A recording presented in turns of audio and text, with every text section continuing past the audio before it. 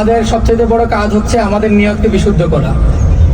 নিয়তকে বিশুদ্ধ করা এটা হচ্ছে আমাদের সর্বপ্রথম কাজ। কারণ আমাদের নিয়ত যদি বিশুদ্ধ না হয় তাহলে আমাদের উমরা কবুল হবে না। ঠিক আছে? কারণ হচ্ছে আল্লাহ রাসূল সাল্লাল্লাহু আলাইহি ওয়াসাল্লাম বলছেন ইন্নামাল আমালু বিন্নিয়াত, অর্থাৎ যত আমল আছে সব আমল হচ্ছে নিয়তের উপর নির্ভরশীল। সুতরাং আমরা উমরা করতে যাচ্ছি সেটা শুধুমাত্র আল্লাহ রাব্বুল আলামিনের সন্তুষ্টির জন্য।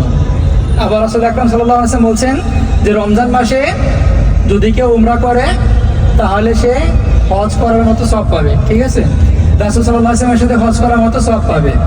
সেই উদ্দেশ্যকে সামনে রেখে এবং সেই ফজিলত হাসিল করার জন্য আমরা উমরা করতে এসেছি। এখানে দ্বিতীয় কোনো ইচ্ছা, আকাঙ্ক্ষা, আশা যে মানুষ আমাকে ভালো বলবে, মানুষ আমাকে হাজী সাহেব বলবে, মানুষ আমাকে উমরাকারী বলবে, এটা দেখানোর জন্য, এটা শোনার জন্য আমরা উমরা করতে আসছি, এই ধরনের কোনো নিয়ত আমাদের মধ্যে রাখা যাবে না।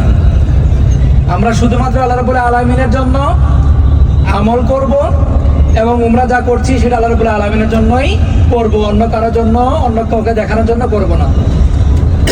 এটা হচ্ছে প্রথম নম্বর কথা।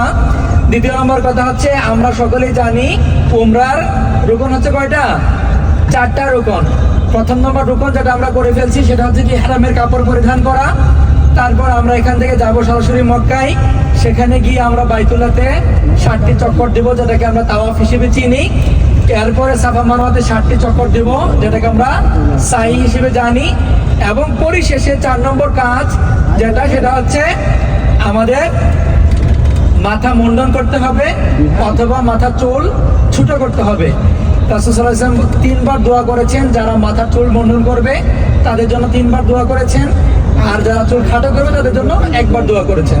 সুতরাং যদি সম্ভব হয় তাহলে আপনারা সবাই মাথার চুল একবারে মুন্ডন করে ফেলার চেষ্টা করবেন ইনশাআল্লাহ। এটা হচ্ছে আমাদের উমরার সবচেয়ে বড় যে কাজ সেগুলো।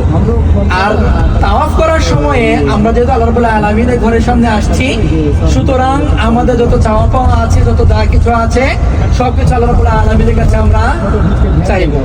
আমাদের যত ধরনের চাওয়া পাওয়া আছে, আমাদের পরিবার পরিজনের যারা অসুস্থ আছেন তাদের সুস্থতার জন্য দোয়া চাইবো। আমরা যারা দূর প্রবাসে আছি কিছু ইনকাম করার জন্য আল্লাহ রাব্বুল আলামিন আমাদের ইনকামে যাতে করে বরকত দান করেন সেই জন্য দোয়া করতে হবে। সন্তান সন্ততি যাদের আছে সবার জন্য দোয়া করতে হবে যাতে করে সবাইকে আল্লাহ রাব্বুল আলামিন উত্তম হায়াত তাইয়্যিবা দান করে। এরপরে পিতা মাতা দাদা দাদি যারা দুনিয়ার জীবন থেকে বিদায় জানিয়ে চলে গেছে সবার জন্য দোয়া করতে হবে। মানে আপনি যতক্ষণ পর্যন্ত উমরায় থাকবেন ততক্ষণ পর্যন্ত আপনি দোয়া করবেন, কারণ এটা হচ্ছে দোয়া কবুল হওয়ার অন্যতম একটা সময়, অন্যতম একটি মুহূর্ত। এই সময় আমরা মোবাইল নিয়ে ব্যস্ত থাকি, আমরা বাড়িতে কল দিয়ে অমুককে দেখাই তমুককে দেখাই, এগুলা থেকে আমাদের বিরত থাকা উচিত। আপনি যদি দেখাতে হয় 1-2 মিনিট দেখাবেন, কিন্তু পুরো তাওয়াফের পুরোটা সময়, সাই করা পুরোটা সময় আপনার ভিডিও করে দেখাতে হবে, এরকম অবস্থা থেকে আমাদেরকে বেরিয়ে আসতে হবে।